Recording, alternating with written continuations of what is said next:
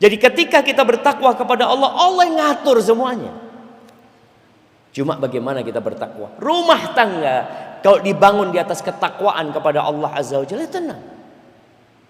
Bukan berarti dalam rumah tangga nggak ada masalah, ya ada masalah. Tapi orang yang bertakwa, urusannya Allah mudahkan. Wa yarzuqhu min haitsu la yahtasib. Bismillahirrahmanirrahim.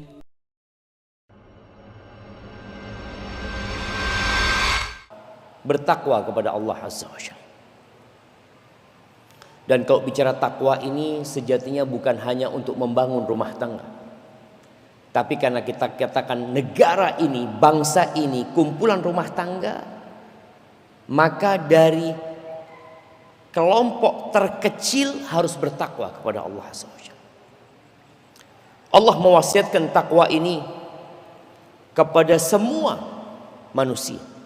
Bahkan para nabi yang diutus kepada kaumnya, wasiatnya anittaqullah, agar mereka bertakwa kepada Allah. Dan takwa ini adalah melaksanakan perintah Allah dan menjauhi larangannya. Yang buah dari ketakwaan itu, apa yang akan kita dapatkan kalau kita bertakwa? Kemarin kita puasa Ramadan, la'allakum tattaqun. Kemarin kita sholat di malam-malam Ramadan dengan harapan bertambah ketakwaan kita kepada Allah Azza wa Jalla. Buah dari ketakwaan itu kebahagiaan di dunia dan di akhirat. Maka disebutkan oleh penulis, wa ma ajmala an tubna buyutul muslimin ala taqwallah baina zawjain. Betapa indahnya tatkala rumah tangga itu dibangun di atas takwa antara suami istri. Jadi antara suami istri itu yang ada siapa? Allah. Suami akan melakukan apa yang diridhai Allah, istri akan melakukan apa yang diridhai Allah Azza wa Jalla. Tidak bicara cinta. Berapa banyak pernikahan yang awalnya cinta kemudian jadi kebencian. Padahal mereka sudah memadu cinta bertahun-tahun. Pernah Anda sampaikan mungkin ketika Anda ke Purworejo. Dulu zaman. Entah 10 tahun yang lalu mungkin. Tuan rumahnya menyampaikan, Ustadz, Anda punya keponakan ini pacaran selama 6 tahun. Kemudian biasalah banyak orang-orang yang mungkin jauh dari sentuhan agama melarang anak itu nikah ketika kuliah. Nanti setelah kuliah nikah, supaya belajarnya tidak terganggu. Padahal mereka belajar juga, mahasiswa ini belajarnya kapan sih? Banyak waktu kosong mereka itu. Akhirnya setelah 6 tahun menikah. Kata paman yang bercerita, 6 hari cerai mereka. 6 hari. Bayangin mana cinta 6 tahun menjadi neraka dalam 6 hari. Apa penyebabnya? Karena rumah tangga itu tidak dibangun di atas ketakwaan kepada Allah Azza wa Jalla. Beliau menyebutkan antara suami istri, antara orang tua dan anak-anaknya, antara kerabat dan rahim mereka, semua hubungan itu dibangun di atas takwa. Allah Azza wa Jalla mengatakan, al-akhilla yawma idin ba'duhum li ba'din adu illa al-muttaqin. Semua orang yang mencintai kelak pada hari kiamat akan saling bermusuhan, kecuali orang-orang yang bertakwa kepada Allah Azza wa Jalla. Kemudian di dalam Al-Quran ada banyak sekali perintah untuk bertakwa, ya. Khatib Jumat senantiasa membacakan 3 ayat yang biasa Nabi baca di khutbatul hajah. Ya ayyuhalladzina amanu taqullah, ya ayyuhan nasu taqu rabbakumul ladzi khalaqakum min nafsin wahidah, ya ayyuhalladzina amanu taqullah wa qulu qawlan sadida. Terus itu dibacakan. Dan di surat At-Talaq, ini berkaitan dengan pernikahan. Di surat At-Talaq ternyata di situ disebutkan 5 kali yang berkaitan dengan takwa.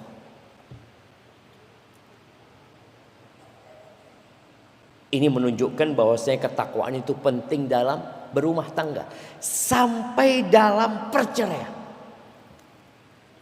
Kita tahu semua orang ketika menikah harapannya tidak ingin bercerai. Walaupun nanti kita akan bahas tentang hukum menikah dengan niat bercerai.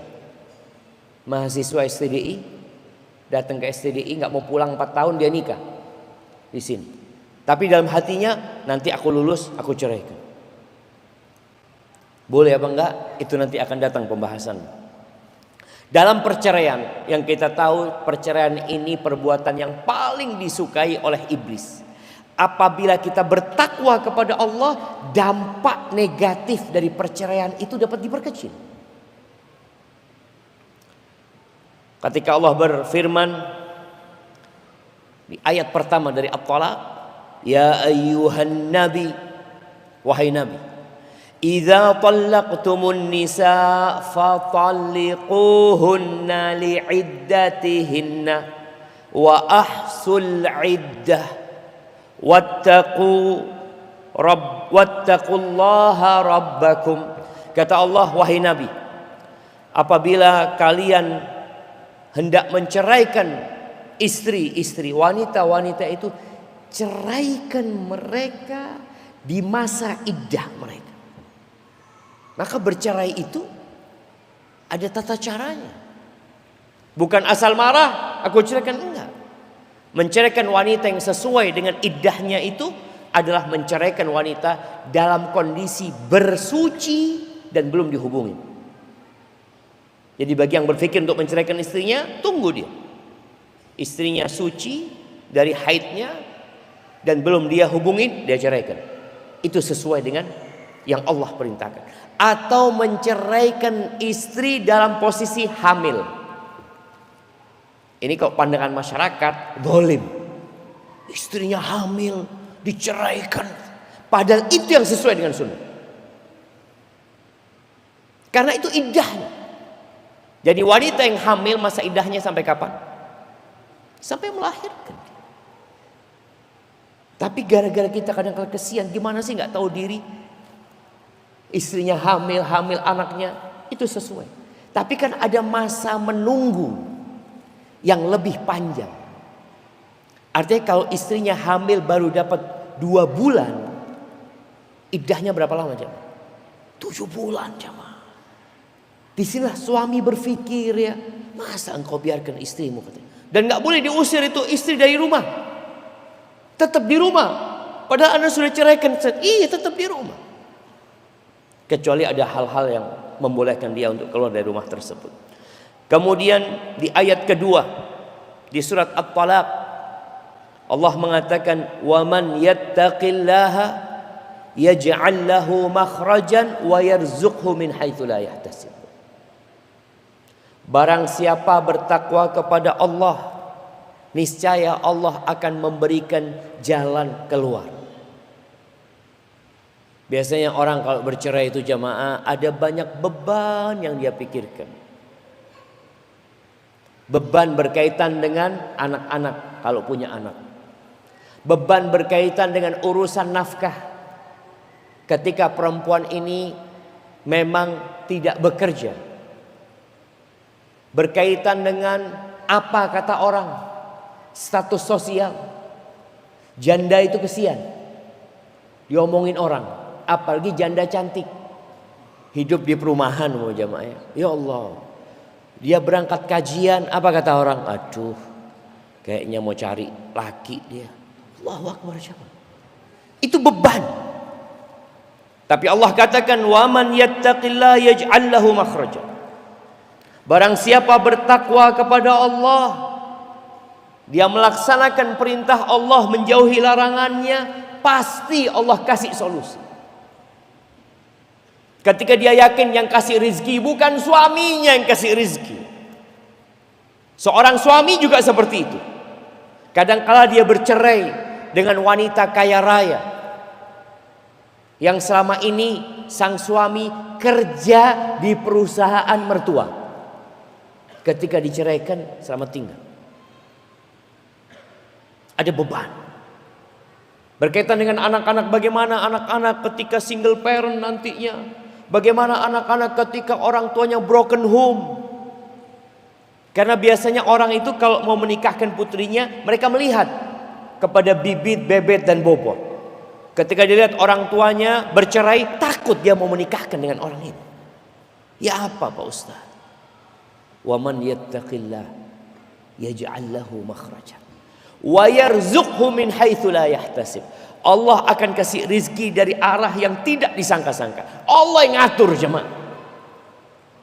Antum ingat Nabi Yusuf alaihi salam. Bagaimana Nabi Yusuf dibuang ke sumur?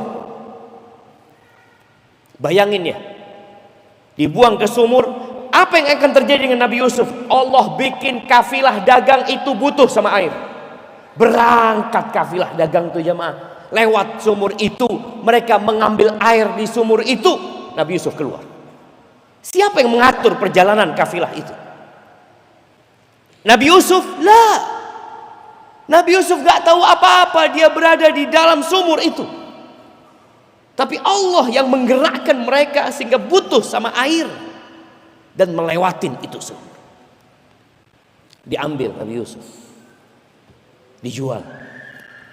Bagaimana dia dibawa ke Mesir, dijual sebagai seorang budak.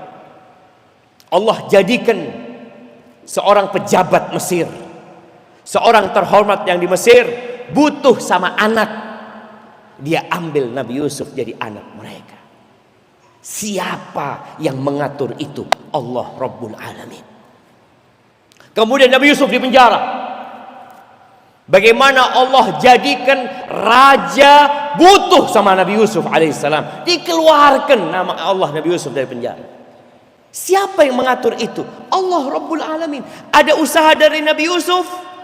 Sempat Nabi Yusuf usaha. Ketika beliau di penjara, beliau ngomong sama kawannya yang dikirakan akan selamat. Udhkurni inda rabbik. Sebut aku di sisi Tuanmu nanti. Kalau engkau ngasih minum dia, bosnya punya kawan penjara.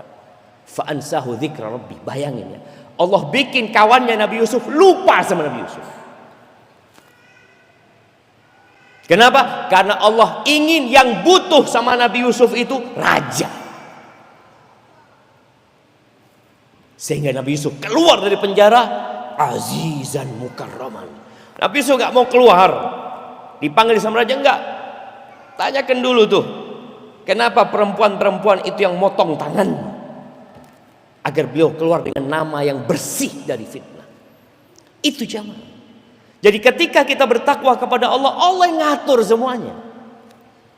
Cuma bagaimana kita bertakwa? Rumah tangga kalau dibangun di atas ketakwaan kepada Allah Azza wa Jalla, tenang.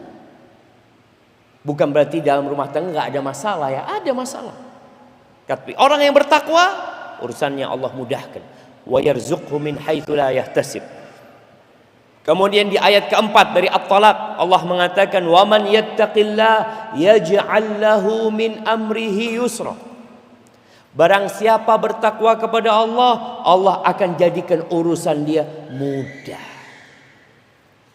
Maka antum yang punya masalah dalam rumah tangga, usahakan antum tumbuhkan ketakwaan kepada Allah. Perbaiki hubungan antum sama Allah Azza wa Jalla. Seringkali ana dengar curhatan orang punya masalah. Satu, bertakwa kepada Allah. Sudah masalah. Kalau ada orang disuruh bertakwa kepada Allah, lalu jawabannya, sudah Pak Ustadz saya bertakwa kepada Allah. Oh, ini orang bermasalah nih. Merasa sudah baik. Nabi aja, ya ayyuhan nabiyyu taqillah. Nabi disuruh bertakwa. Ketika engkau dikasih nasihat bertakwa, jazakallah khair. Iya. Saya akan tambah ketakwaan saya. Mungkin selama ini ada yang kurang.